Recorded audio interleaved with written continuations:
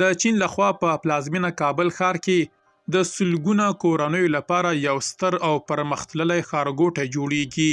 بشپړ جزئیات په ویډیو کې تر پایه وګورئ. پتمنو لیدونکو ستړي مشئ. چین څو کاله وړاندې اعلان کړی و چې په کابل کې به د استوګنې 10,000 کورونه جوړوي. هغه طرحه چې د افغانستان د ښاري پراختیا له سترو پروژو څخه ګڼل کیږي. د همدې پلان د لومړي پړاو په توګه دا مهال د نیله باغ ښارګوټي د جوړېدو چارې روانې دي چې د کابل د استوګنیزو اړتیاو د پوره کولو پر لور یو مهم ګام بلل کیږي. د ورکړل شوو معلوماتو له مخې په نیله باغ ښارګوټي کې ټولې 50 ودانۍ په پام کې نیول شوي دي.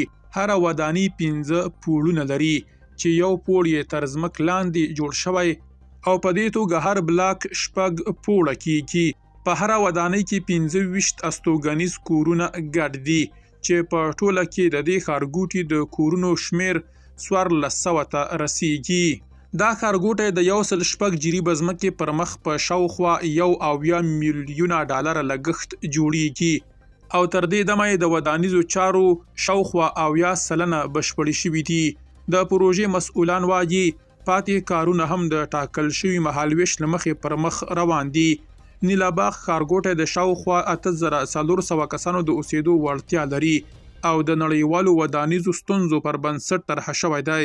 په دې ښارګوټي کې د اوسېدونکو د ورځني ژوند لپاره ټول اړین اوزار لکه بنسټیزې چوپړتیاوې، خوندي جوړښت او ښاري اسانتیاوې په پام کې نیول شوي دي.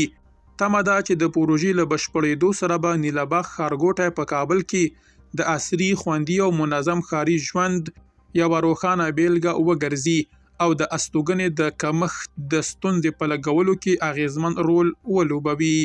درنو لیدونکو له ملتیا مو مننه.